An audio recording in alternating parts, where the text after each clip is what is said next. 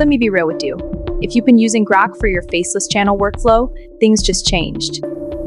It's no longer free. And if you rely on it for ideas, scripts, or speed, that's a serious disruption to your entire system, because that one tool wasn't just helpful, it was carrying a big part of the workflow. So now the real question is, what replaces it without slowing you down? Well, while most people are panicking, I went and tested the alternatives, and I found two that are genuinely worth your time. In this video, I'm going to show you two free setups that get surprisingly close, and in some cases, even cleaner than Grok, for faceless video creation. No theory, just the exact workflow I use. Let's build it step by step. Before we touch any tool, understand this. Most people fail with AI video tools for one simple reason. They jump straight into generation without controlling the structure. And that's why their output feels random, stiff, or unusable. So we're going to build this properly. We start with one thing, visual direction. First, go to ChatGPT and generate a simple image that represents your video scene. Nothing complicated, just what is happening in the video. For example, a man and woman having a conversation in a calm indoor setting. That image becomes your scene anchor. One important thing I want you to know is this.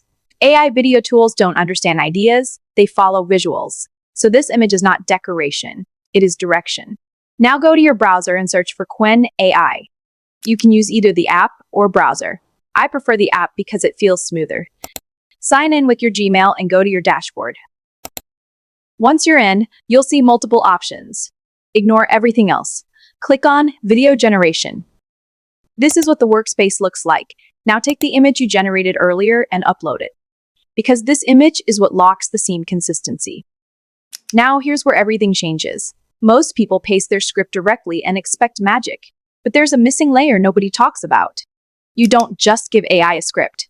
You give it performance instructions. So before your script, you add something like slow pace, natural tone, and calm delivery.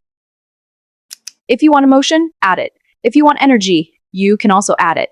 Think of it like directing a voice actor, because that's exactly what you're doing here.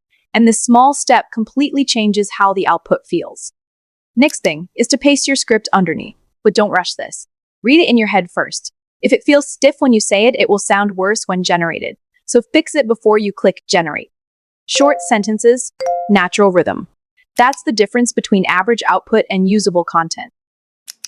Now generate the video. Give it a few seconds. And here's what you should expect. I've been thinking about something lately. Do you ever feel like you're doing everything right, but still not moving forward? Yeah, more times than I'd like to admit. It's like effort isn't the problem, direction is. Exactly. I know it's not perfect, but for faceless content, it's more than solid. Now let's tighten this workflow. You start with one idea, one clear message. Then you create a visual anchor. You generate the scene image. You upload it into Qwen. You control the tone of delivery. You paste a natural script. Then you generate. And finally, you refine. After generation, don't just accept it blindly. Anywhere it feels unnatural, fix that line in your script and regenerate. That loop is what separates beginners from consistent creators. The second tool is Gemini Gen. But something just changed. Gemini Gen used to give access to multiple video models in one place, including Grok.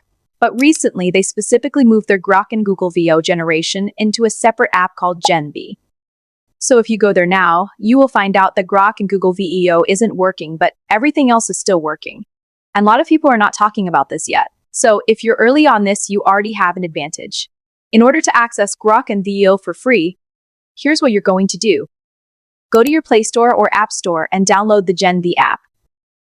Once you're inside, the interface is still simple. You select Grok or VEO, but I'm going to go with Grok. So you paste your script, keep your structure the same, and generate just like before. One quick thing you should know, the app uses ads to unlock generation, so you might need to watch an ad before your video processes. Just keep that in mind so it doesn't catch you off guard. Now generate your video. Give it a few seconds, and this is what you get.